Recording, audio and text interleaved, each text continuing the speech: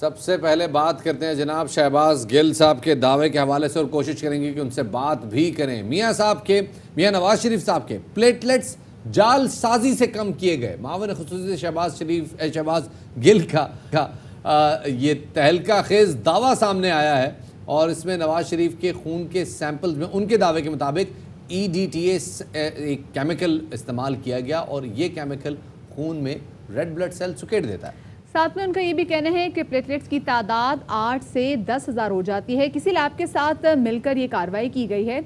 हमारे डॉक्टर भी समझे कि नवाज शरीफ मरने वाले हैं। पंजाब हुकूमत EDTA के मामले की तहकीकात करेगी, ये कहना था शहबाज गिल का। और इसी हवाले से मजीद बात करने के लिए भी हमारे साथ हैं वज़ीर आज़म के मुआविन खुसूसी बराए सियासी रवाबत शहबाज गिल साहब। उनको शामिल गुफ्तगू करेंगे। शहबाज साहब, बहुत बड़ा आपने दावा कर दिया है, क्यों आपको लगता है, और ये अगर आपने दावा किया है तो पीछे आपके पास कोई इन्फॉर्मेशन होगी?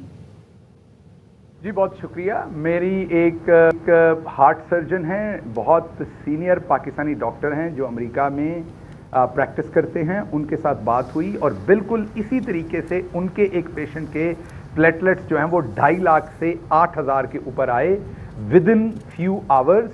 और जब उन्होंने इस टेक्निक को पूरी को टेस्ट किया तो ये पता चला कि ये इस केमिकल में अगर ब्लड का सैंपल थोड़ा सा भी कम हो तो केमिकल के रिएक्शन में जो वाइट ब्लड सेल्स और दूसरी चीज़ें वो श्रिंक हो जाती हैं और आपके जो प्लेटलेट्स हैं वो 2.5 लाख वाले 8,000 नजर आते हैं। जब उन्होंने वही टेस्ट दूसरी लैब से दूसरी ट्यूब्स के साथ किया तो दोबारा 2.5 लाख उनके सेल्स मौजूद थे।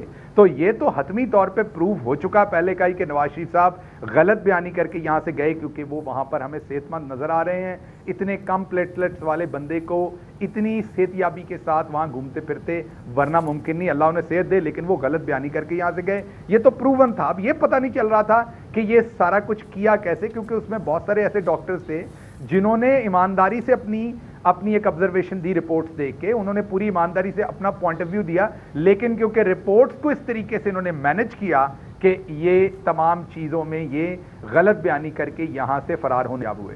अच्छा, अब ये EDTA आप कह तो रहे हैं, लेकिन EDTA जो हमने सुना है वो ये कि ये एक ऐसा केमिकल है जो कि ब्लड को क्लॉट नहीं करने देता। तो यूजुअली जो सैंपल्स लिए जाते हैं उनमें ये शामिल किया जाता है।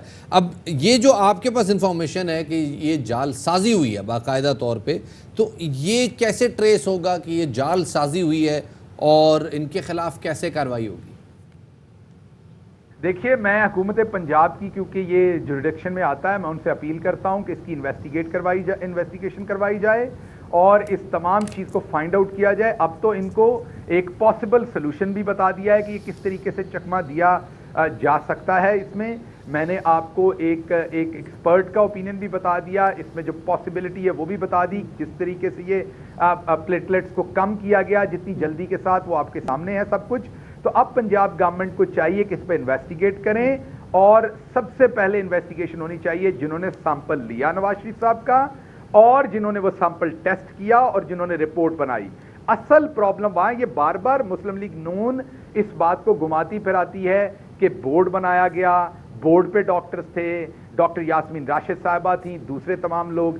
इस बात को नजरअंदाज मत कीजिए कि जितने लोग भी थे उन्होंने अपनी राय उन्हीं रिपोर्ट्स के ऊपर ही दी। अगर वो रिपोर्ट्स गलत ना बनती तो ये राय भी गलत ना बनती।